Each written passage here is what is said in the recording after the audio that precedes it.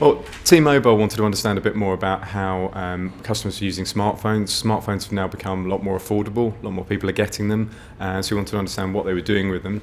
So we've been working with a future laboratory to look at what they're doing now and what they might be doing in the future. Increasingly, consumers are travelling around the world and moving from being sightseers to insightseers. 1 in 10 people use augmented reality to do that kind of thing. That means being able to use their smartphone and hold that phone up to something and layer data about that picture on top. So, for instance, being able to go and have a look at a sign in Spanish and actually translate it live into English, or being able to talk into your phone and have it translated into Spanish so you can understand and converse with locals. Wikitude was the first one that came out, I guess, about a year ago, and I've definitely used that when abroad because you just put up the screen, you can see, point at something, and it gives you information on the screen about what you're looking at. So it's definitely something that you feel you can get more out of where you are. So another trend that's come out of the report is this idea of the smartphone providing a safety net for people, that they can get some reassurance because they've got GPS, they've got maps on their phone. Can you tell us a bit more about that? Safety net is something that is an interesting trend, mainly because consumers have got very used to smartphones now. That sense of being lost just doesn't exist anymore. The idea of walking into a city on a day out or travelling in the Sahara, knowing where you are and knowing what's around you is convincing consumers that they can be a bit more intrepid, a bit more go-getting. So, for instance, 43% of people that in the report believe that getting lost in the future will be redundant, which is a very interesting sense of confidence for consumers.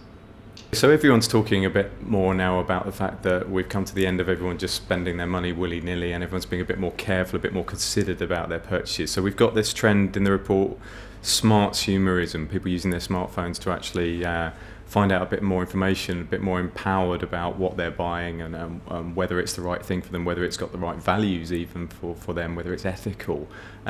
What else did the report tell us about these smart consumers? 21st century is an age of transparency. Brands and products have to show their wares, they have to show where something comes from. But also at the same time, consumers are becoming thriftier. They want to know what value for money a product is. So using their smartphones, consumers are increasingly quizzing a product in a store, whether that's by understanding how something was made, or where it's come from, or which company actually made the product. So increasingly consumers feeling that the smartphone technology will allow them to do that. In the future, 38% of people believe that also the phone will be dual up as a credit card function. So I like it, I'll buy it, as opposed to having to go through the problem of getting cash out. Okay, so right now we've got apps like Shop Savvy that allow you to scan a barcode, see whether you can get a cheaper price online, but that's already moving to see it's a cheaper price and then be able to actually click the button and buy it there and then and have it ordered so that it's kind of at home next day or whatever. So a lot more information than we've had in the past, maybe, to make the right choices. So sometimes in the past people have talked about gadgets and smartphones and thought of those as quite a kind of individual thing, that it's a bit geeky almost, you're kind of lost in your own world, you're walking down the street. But actually some of the stuff that's come out here says that it's having the opposite effect. Actually phones are giving people different ways to connect to people around them. Can you tell us a bit more about that?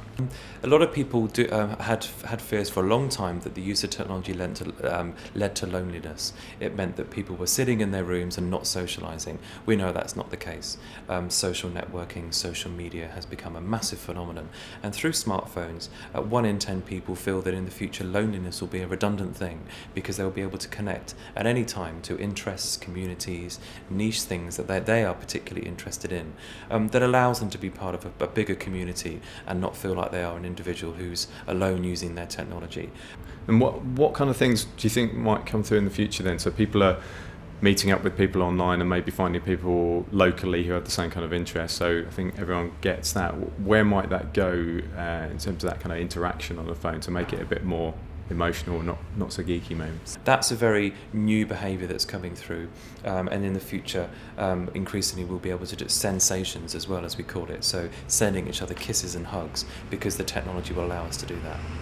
So there's a lot of talk at the moment about broken Britain and communities that aren't really working, but actually there seems to be some evidence here that people are starting to use technology to really kind of take some of that power back and some control over their local communities, interact a bit more. What did the report say about that? Smartphones is enabling communities to reconnect. It's quite a surprising trend because a lot of people thought that would be the opposite. But knowing what's going on in your neighbourhood, knowing what individuals are thinking, knowing where the recycling plant might be, voting for your local mayor, all these kind of things are being done through their smartphones. That sense of knowing your neighbours, knowing what they're interested in, knowing what they like, and that importance of connectivity is something that's becoming the norm within Britain. And in the future, with more people working from home and more people blurring the work and play thing, the idea of saying I'm here and I can be connected at any time is something that people take for granted. Okay, and there's also this idea of local campaigns coming in here, a bit more local democracy, people actually saying I'm not happy with that train service, I'm not happy with my council, Facebook groups and those things, people interacting online. Obviously we've got an election coming up. This is quite interesting that this will be maybe the first time that smartphones and all the social networking that goes with that could have a real impact on that campaigning. So not long ago, smartphones were a real badge of kind of the execs, and only a few people had them. They're a real premium product. But now what we're saying is that these are much more mainstream, they're much more affordable, lots of people have got them. But we're still seeing some evidence that some people are using them in kind of quite an alpha male way. They're really using them to try and get that competitive edge. What kinds of things were people actually saying they were doing with their phones? The last trend that we looked at we called the digivore. It's a very masculine trend. 60% of men in the report love the fact that they have information at their fingertips. This is a kind of individual that if you ask them a question in a pub, they go, I'll just Google it, hang on their smartphone. That sense of modern debating, that sense of modern etiquette being something that is about not knowing just becomes redundant. In fact, 22% of people feel that in the future it will be impossible to be wrong. So the skills of this future man, this future gent, will be about getting information first. It will be about honing their debating skills and knowing that the pub quiz you'll always win.